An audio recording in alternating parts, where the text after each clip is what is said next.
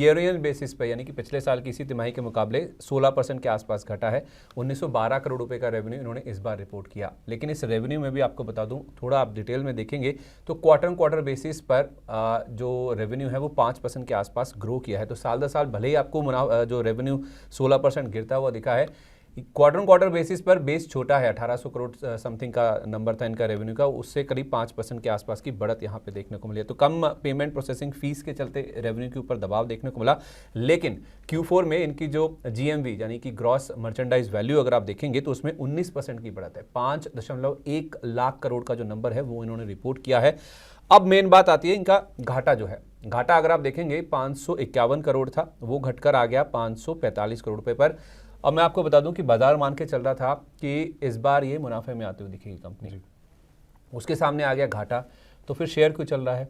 अब यही हैरान करने वाली बात है, यही समझने वाली बात है। तो इसमें कैच ये है कि इस बार ये जो इनको 544.6 या 545 करोड़ का घाटा हुआ है, उसमें एक मुश्त घाटा यानी कि एक एक्सेप्शनल लॉस है 522 करोड़ रुपए का, जिसमें 492 करोड़ रुपए का एक एक्सेलरेटेड एक्सपेंस है ईसॉप को लेकर, यानी कि इनके ऊपर पहले से ही आ गया और एक अब पूरा जो खर्च है वो खत्म हो जाएगा। शेयर से दूर रहना चाहिए। कुछ कह रहे हैं कि हाँ टारगेट ऊपर के भी आ सकते हैं। तो मैंने AUM कैपिटल के राजेश अग्रवाल जी से बातचीत करी।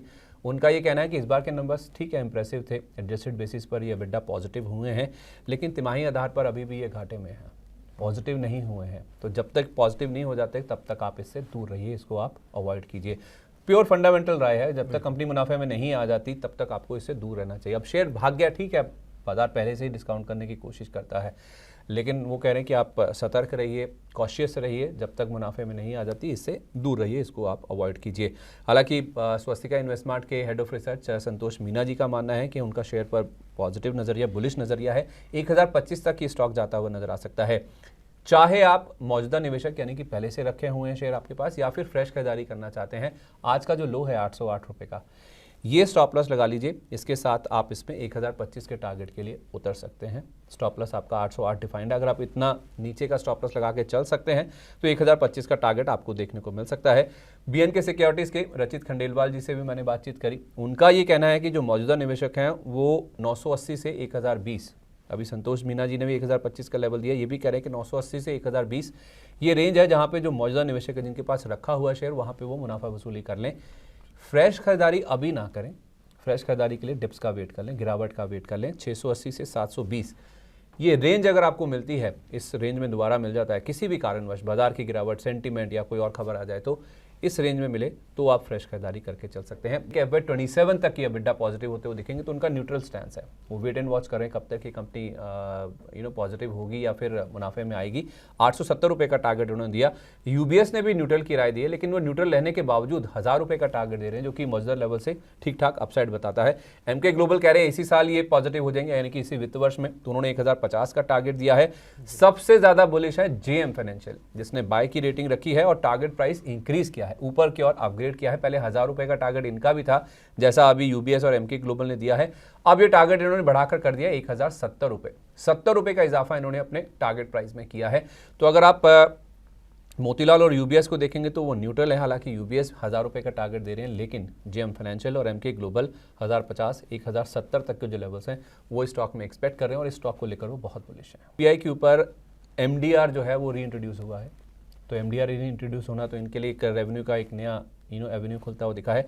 प्लस अगर आप देखेंगे अभी तक जो नंबर इन्होंने रिपोर्ट किए हैं Q4 या फिर FY25 financial year as a whole, Motilal Oswal कह रहे हैं कि इन्होंने कॉस्ट ऑप्टिमाइजेशन किया है, खर्चों में कमी की है, उसका इंपैक्ट हमने नंबर्स में बनता हुआ दिखा, जिस वजह से Q4 में अगर ये वन टाइम लॉस आप हटा देंगे तो नंबर आपको काफ़ी अच्छा नजर आएगा। इस एक्सेप्शनल लॉस को आप हटा दीजिए 522 करोड़ रुपए के, तो अगर आप देखेंगे तो 545 में से अगर आप 522 हटा देंगे तो बचा कितना, 23 करोड़।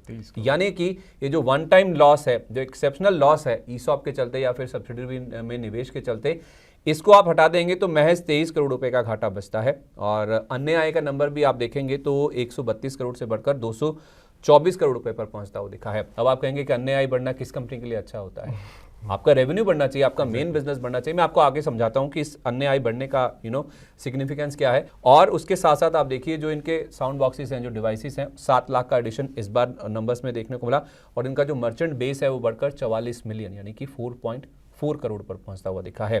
मर्चेंट लोन 13% बढ़े हैं और इसी वजह से आप देखिए इनका जो फाइनेंशियल सर्विसेज रेवेन्यू ग्रोथ है तिमाही दर तिमाही बेसिस पर वो 9% के आसपास का देखने को मिला। तो ये कुछ खासियत है नंबर्स की और इंटरनल्स हैं, डिटेल्स हैं, जिसको आप ध्यान से अंदर जाके पढ़ेंगे तो आपको समझ आएगा कि नंबर्स के बाद स्टॉक में पॉजिटिव रिएक्शन क्यों देखने को मिला। इन्होंने Q4 के नंबर्स दिए हैं Q1 FY26 यानी कि ये जो वित्त वर्ष शुरू हुआ है उसकी पहली तिमाही में ही ये मुनाफे में आ जाएंगे। ऐसा मैनेजमेंट ने कहा है कि हो सकता है कि हम मुनाफे में आ जाएं क्योंकि जो ESOP खर्च आए हैं ये वन टाइम लॉस जो है ये अगले क्वार्टर में नहीं होगा, क्योंकि वन टाइम जो होता है मतलब एक ही बार का एक मुश्त, तो अगली तिमाही में नहीं होगा।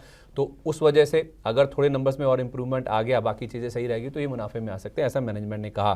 ब्रोकरेज हाउसेज की आपने बात करी तो मोतीलाल ओसवाल का तो मानना है कि EBITDA पॉजिटिव होने में यानी कि कामकाजी फ्रंट पर इनको मुनाफे में आने में या फिर पॉजिटिव होने में FY27 यानी कि अगले वित्त वर्ष तक का समय लगेगा। अगले वित्त वर्ष में कभी हो सकता है कि ये EBITDA पॉजिटिव हो जाए।